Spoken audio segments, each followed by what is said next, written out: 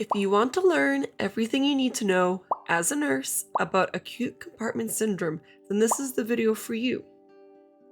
Fascial compartments are groups of various muscles, nerves, and blood vessels that are wrapped in a tough, inelastic tissue called fascia.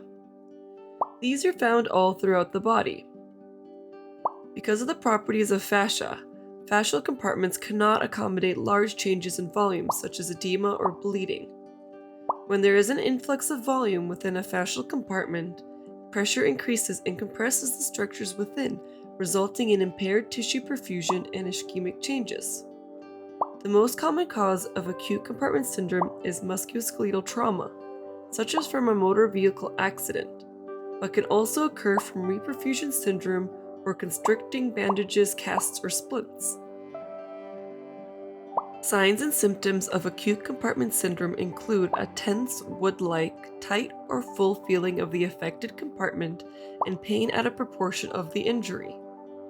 Distal to the involved compartment, pulses may be decreased or absent. There may be a change in sensation such as paresthesia, a burning or tingling sensation, or numbness. The skin may also appear pale, and there may be paralysis. Numbness and paralysis are late signs of acute compartment syndrome. The only definitive diagnostic for acute compartment syndrome is measurement of compartment pressure.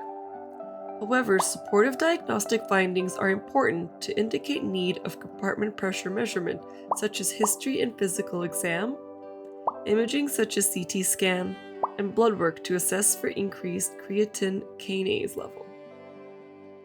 Creatine kinase, also known as CK, is a protein mainly found within muscle tissue. This protein is released into the bloodstream when muscle tissue becomes damaged, causing the cells to die and their contents to be expelled. Timely treatment of acute compartment syndrome is important to avoid permanent damage such as necrosis or neuromuscular dysfunction. If you suspect acute compartment syndrome, immediately notify the MRP. If constricting bandages, casts, or splints are in situ, follow your institution's protocol whether you need an order or special training to remove them. Place the affected extremity at heart level. Anticipate preparation for the OR. A fasciotomy is the only treatment for acute compartment syndrome. This is a surgical procedure that creates an incision into the skin and fascia to release pressure. During a fasciotomy, if necrotic tissue is discovered, debridement will be required. However, if the necrosis is severe, amputation may be necessary.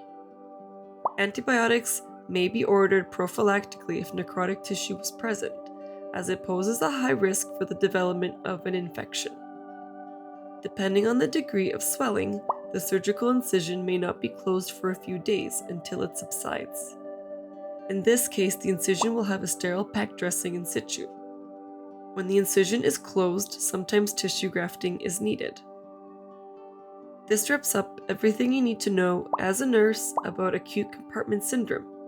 I hope you found this video useful, and if you did, please show your support by giving this video a thumbs up, subscribe, and hit that notification bell so you never miss a video. And please leave a comment down below if you have any video requests. Thank you, and bye!